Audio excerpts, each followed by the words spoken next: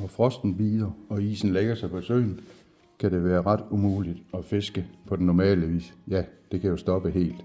Til gengæld opstår der nye muligheder, for eksempel brug af elektrikerrør.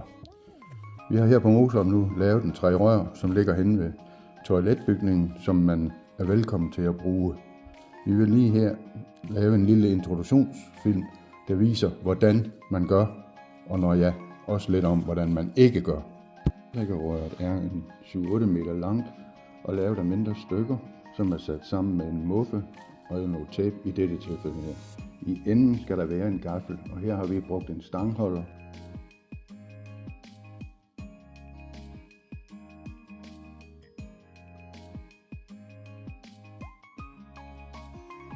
Fisker, passivt og powerbait er som regel det avn, man bruger. Over det er der så sat et par splithavl.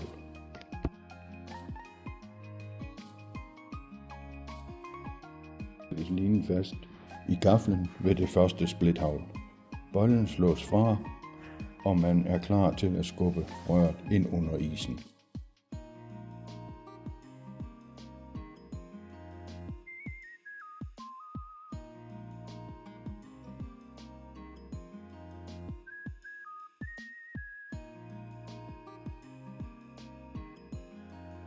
Når man skubber, er det vigtigt at holde linen stram, som det ses på filmen. Forsøg at undgå at dreje rundt på røret også. Når det er nået helt ud, kan man lige vente lidt, så røret får tid til at stille sig rigtigt, og man giver så et rimeligt hurtigt ryk i røret, så linen slipper, og man er nu klar til at tage røret ind igen og starte fiskeriet.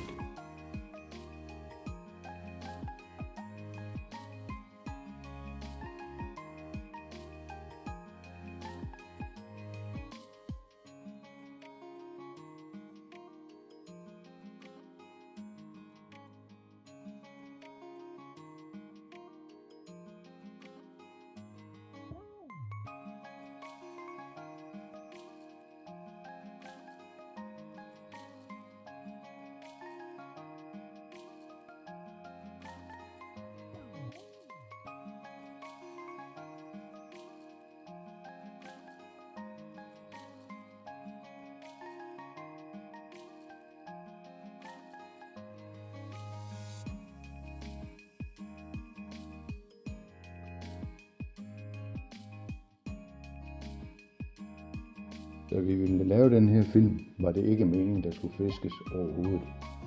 Men allerede efter 30 sekunder gav det lidt ryg i stangen, og der var bid. Det var vi ikke forberedt på, og vi havde begået et par fejl, som det. Hullet laver man jo som regel med en spade, eller en skov, eller lignende, sådan man også kan holde det fri for is, hvis der dannes nyt. Og det skal helst være helt ind til kanten, så man har chance for at få fisken ordentligt op. Udover det, så er det jo selvfølgelig som altid vigtigt at have fangstnet med. Vi må erkende, at vi både har glemt spaden og fangstnettet. Vi skulle jo alligevel ikke fiske. Da vi ikke havde fået en spade med, fandt vi et hul, der var lavet dagen forvejen, hvor vi med en kæp lidt kunne slå hul, men ikke helt ind til kanten. Det skulle vise sig at få lidt konsekvenser. Vi var nødt til at forsøge at få fisken op, og det eneste vi kunne lige der, det var at prøve at tage den med hænderne.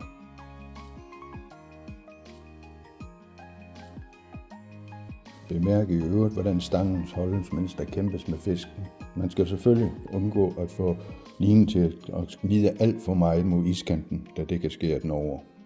I den sammenhæng er det også en klar fordel, hvis man har en mindre stang. Ja, bare det man måske vil kalde en børnestang eller en bilkestang vil være rigtig fint.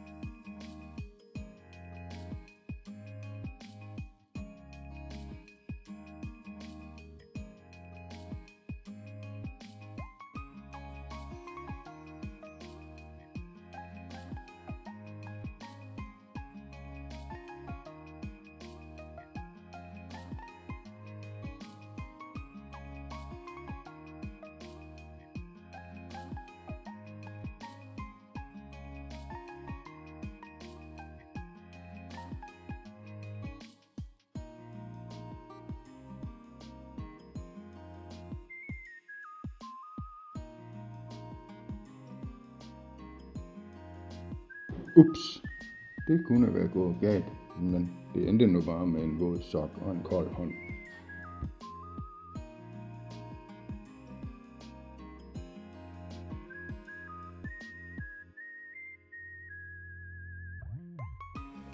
Vi vil lige til sidst gøre opmærksom på, at alt færdsel ved og ikke mindst på søen er på eget ansvar. Pas nu på. Knæk og bræk.